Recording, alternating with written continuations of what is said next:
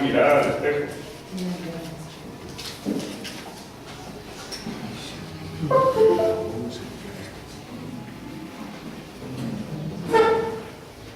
Buenas tardes, muchas gracias de verdad por hacer todo este hueco después de todos estos mandados para llegar. Bueno, este trabajo se enmarca en un hallazgo realmente. Estando trabajando en un entierro, nuestra sorpresa es que aparecen unos espejos. Entonces, bueno, en principio, ahorita vamos a ver, pues nos adentramos a un tema que es bien complejo, bien complicado, súper bonito, que es los espejos.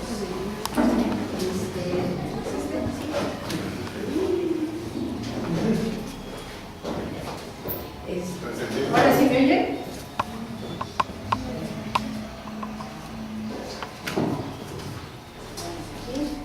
Bueno, entonces cuando aparece esta pieza, pues en principio pensamos que podría ser un mosaico. Empezamos a, obviamente, no resistir la tentación de buscarle una esquinita y ver de qué se trataba. Entonces cuando vemos que sí es aparentemente un espejo, la primera que se adentra en el tema de echarse una mirada a los espejos soy yo. Entonces, bueno, lo primero que vemos es, ahí espero que se vea bien, porque aquí no. Bueno, ¿me creerían si les digo que era un mapa de México, Centroamérica y el norte? Que por alguna razón el mapa desapareció y me quedaron los puntitos. Entonces, pues nada más se los platico. Los lugares donde hemos encontrado o que se registran espejos, yendo de sur a norte, va a ser en Costa Rica. Vamos a tener un montón de lugares en Guatemala y Belice, ahorita se los leo. Y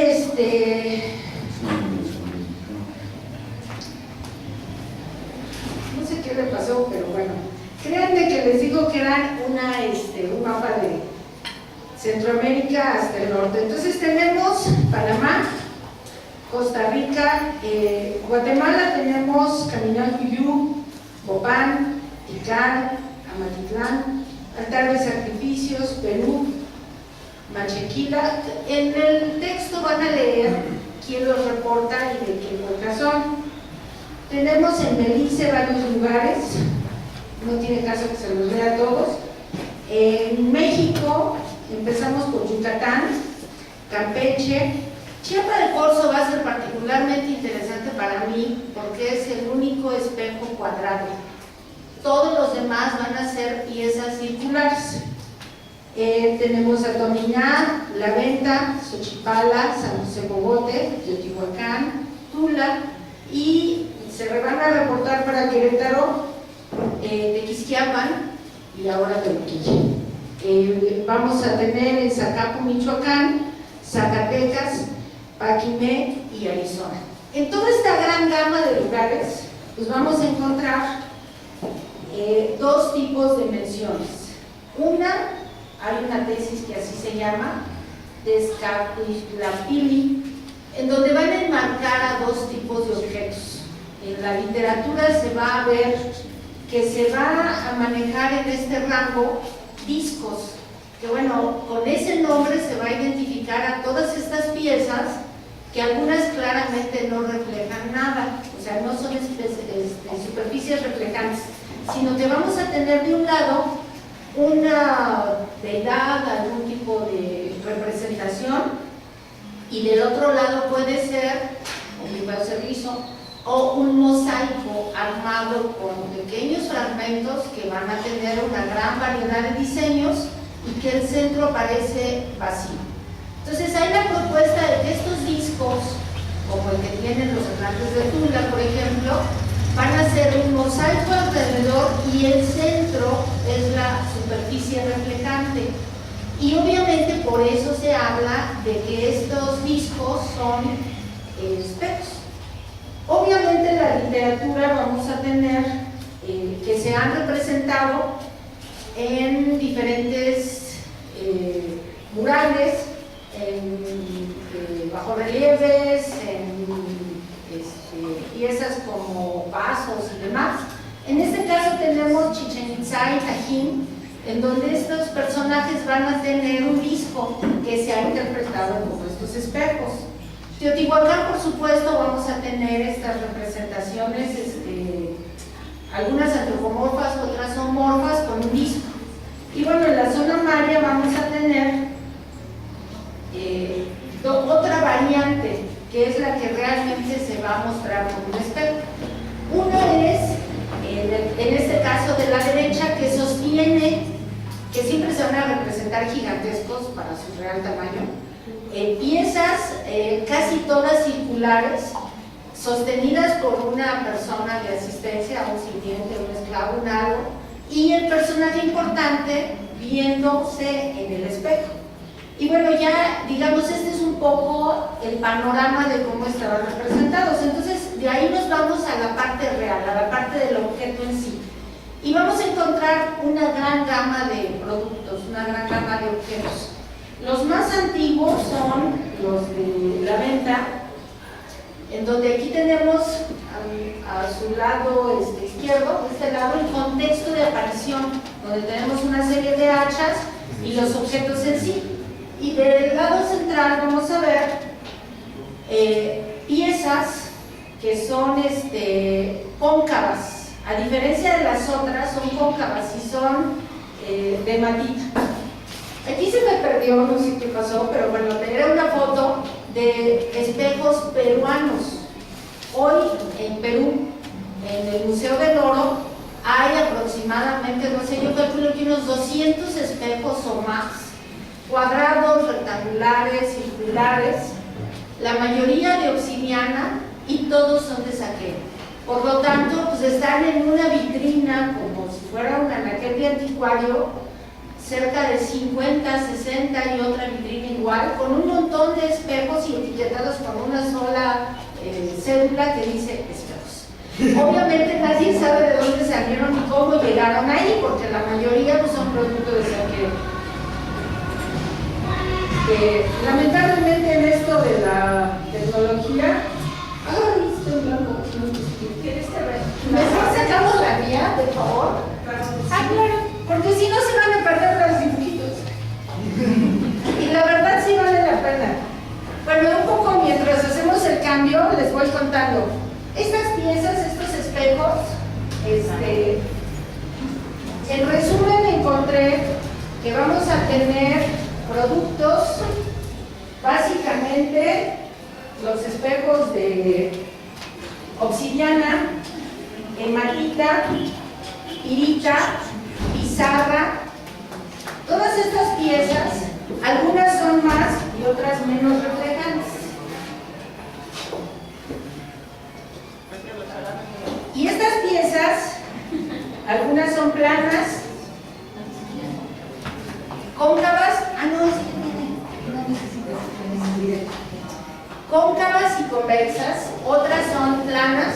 En general en Mesoamérica, todas las piezas van a ser circulares.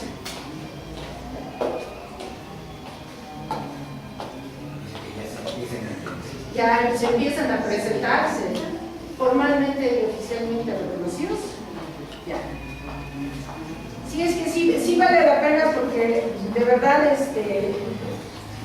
sin la imagen pues, difícilmente nos lo podemos realmente imaginar. Elizabeth, tú tranquila, tienes todo el tiempo del mundo. No te nos pongan nerviosos. No, prometo que no.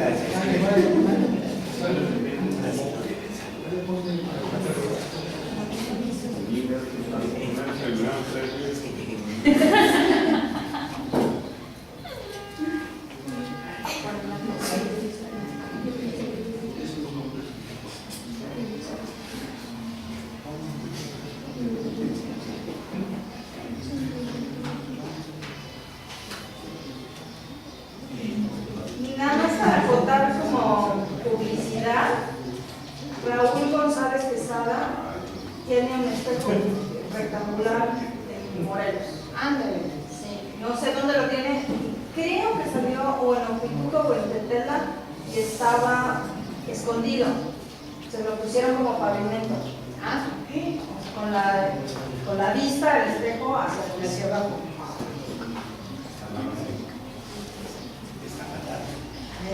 Yo creo más que está como escondido, como que lo hicieron para que nadie supiera que está. Sí. Ahora, en general, muchos de estos espejos, o sea, me di la tarea de revisar, por ejemplo, mientras esta esposa entra, les cuento.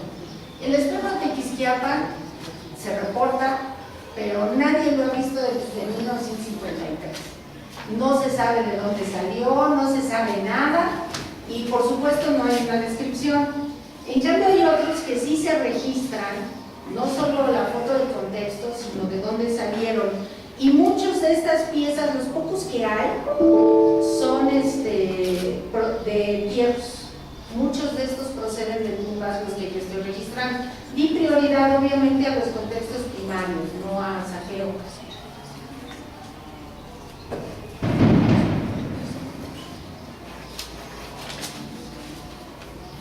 Creo que ya vamos, buen camino. Casi porque ahora estamos en blanco, no es cierto. Bueno, entonces, a la hora de meternos a este tema, pues veo que lo podemos abordar desde 3 o 4 ángulos diferentes. Uno es dónde están, otro es su material de construcción, otro es su manufactura y otro va a ser su interpretación. Dice que ya me... Y entonces, en esta, dado el breve tiempo, pues vamos a dar, por eso decía una breve mirada, porque vamos a dar una vista de pájaro a los 4 aspectos, ¿no?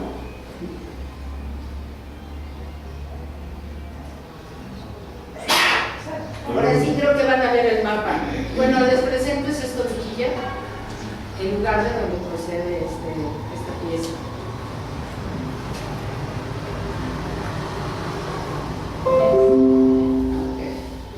Ahora sí. Entonces, bueno, nada más como para... Ahí sí va a ser rápida.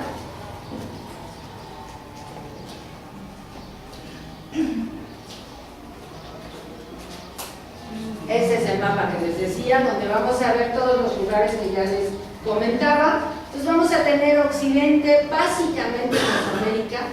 Y bueno, en el norte, por supuesto, vamos a tener solamente 2 lugares registrados, que es Paquimé y Arizona. Y bueno, del sur, desde Panamá. Entonces tenemos esta tradición de espejos prácticamente desde Panamá hasta Arizona. Ahora sí, lo que les decía, estas representaciones las vamos a tener, por un lado como discos, por otro lado portando por un personaje, o sea, como parte del cinturón, como parte de un atavío en la espalda, en el pecho, y siempre o en el cinturón, siempre se van a mostrar con una larga cinta, que bueno, hay muchas interpretaciones para esto. En este caso es la de Chichén Itzá, que están marcadas las piezas como parte del cinto, con su larga cinta, y vamos a tenerlas como atavío característico de algún personaje. Les decía, y aquí nos habíamos quedado en la zona maya, como un objeto que un personaje importante, sacerdote o gobernante va a observar mientras alguien lo sostiene. Siempre se van a representar gigantescos, digo, para el real tamaño que tienen. Aquí está lo que les decía, estos son los de Perú. Si se fijan, algunos tienen las esquinas cóncavas, redondeadas, otros sí son perfectos, la mayoría son circulares, y así como esta vitrina hay como 10 de diferentes tipos de espejos obtenidos por saqueo. Y bueno, aquí ya vamos a tener, que esto es lo que nos habíamos perdido, por eso les decía que vale la pena. Algunas de estas superficies son pizarras, son piezas opacas realmente. Queda la duda de si realmente es un espejo, dado que no hay la característica de ser reflejante. En cambio tenemos de este lado otro tipo de espejos, que son los que se caracterizan por placas, que se van a llamar teselas. Las placas van de 1.5 milímetros a 2 milímetros de grosor, y estas placas se van a hacer con hematita y pirita. Los de pirita van a ser dorados, amarillentos, muy reflejantes. Los de hematita son negro rojizo, mate, o sea, ya pulidos, bien pulidos, ya quedan reflejantes, pero negros, tipo obsidiana. Y bueno, también en esta categoría entran los discos de Chichén Itzá, que hay, puse solo esos, pero se conocen discos de cobre, pulidos y de oro.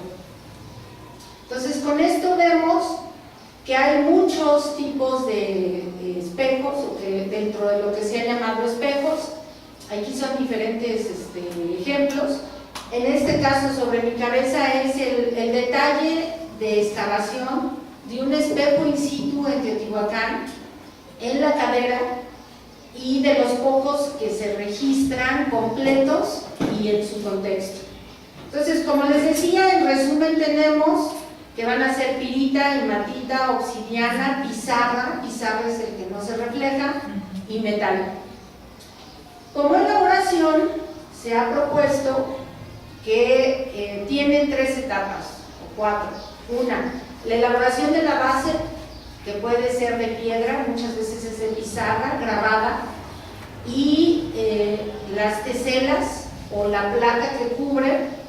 Luego se arma, se pega, y ya pegado se pule, y ya con las teselas bien acomodadas, como si fuera un perfecto rompecabezas, se le pasa el pulido hasta tener la superficie reflejante. Y esto es importante porque, por ejemplo, para Guatemala se registra las minas de obtención de algunos de estos materiales, en la Sierra Gorda también. Entonces la hematita procede de la Sierra Gorda, mientras que la pirita puede proceder, o hay lugares reconocidos en Guatemala.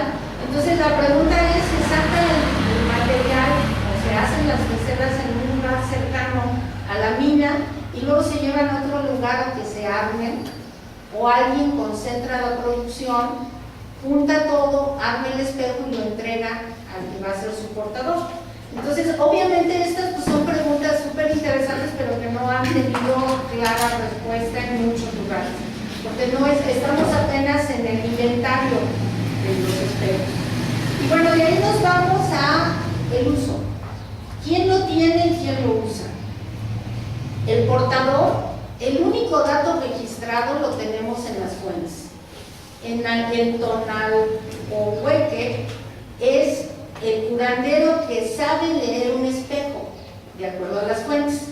Y el espejo no solo es esta superficie, hay varios tipos de espejos. El espejo de agua, que son estas superficies cóncavas como los de la venta, en donde colocan una superficie de agua y ahí lee el espejo. Este personaje va a tener este nombre, pero además también va a estar el que posee el espejo. Lo distinguen como dos personas diferentes, como el que lo lee y como el que lo tiene. Y por supuesto, los sacerdotes de Tezcatlipoca, que van a ser eminentemente los que asisten al gobernante mexica. Y esto va a ser importante porque depende del uso. En la zona maya, el espejo sirve para entrar a Chihuahua, sirve para comunicarse con los muertos, tener un contacto directo con ellos, preguntar y obtener ese vínculo de nuestro mundo con el del más allá. En cambio, en el centro de México se describen para predecir el futuro, tener visiones o recibir augurios.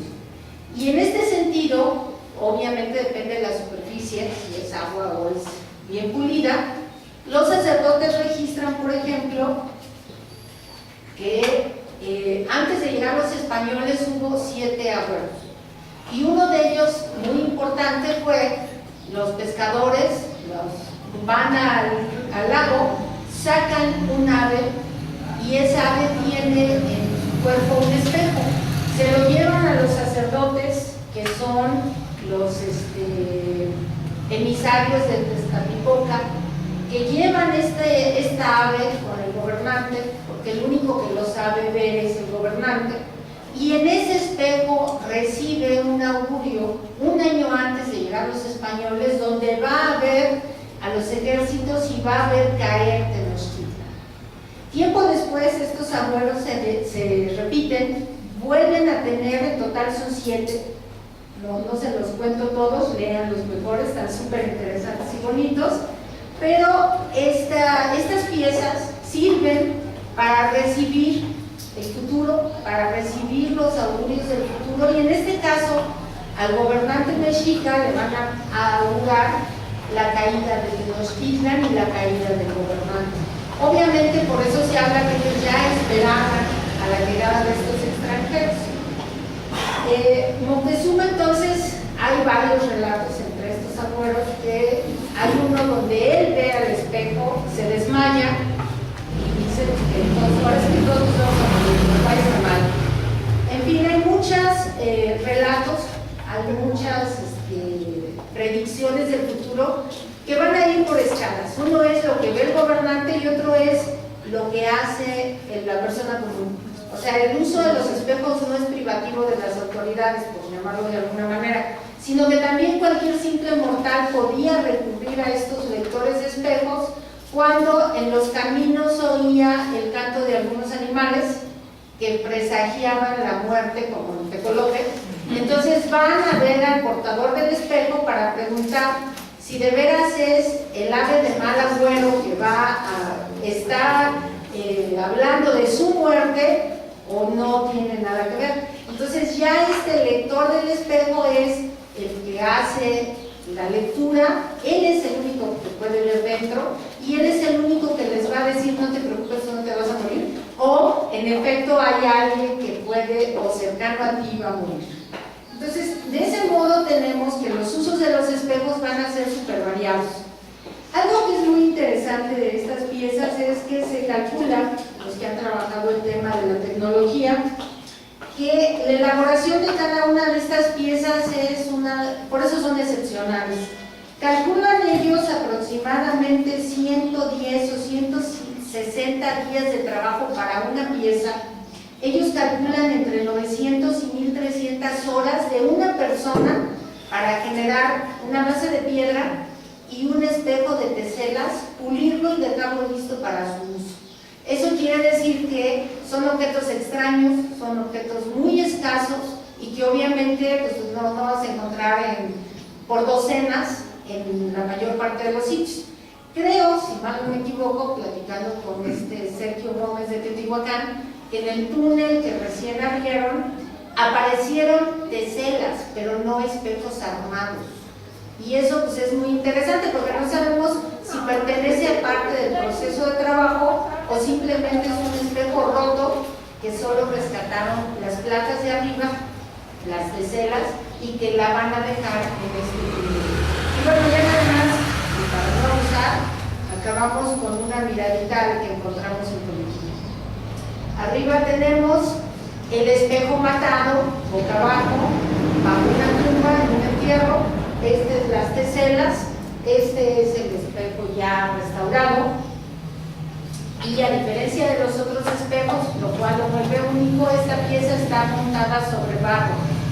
Un cuadro de barro de cerámica local, lo cual a mí me pone de cabeza, porque pues, o prestaron, dieron ellos la placa, lo elaboraron fuera, o llegaron las teselas y lo elaboraron ahí, eso todavía no lo sé, pero lo cierto es que entre su grosor, vean, el grosor de las piezas es 1.5 milímetros, se monta sobre el barro, se pule a dejar la superficie reflejante y se coloca boca abajo hasta abajo de un entierro. Y bueno, este sería el espejo de Toluquilla. Muchas gracias.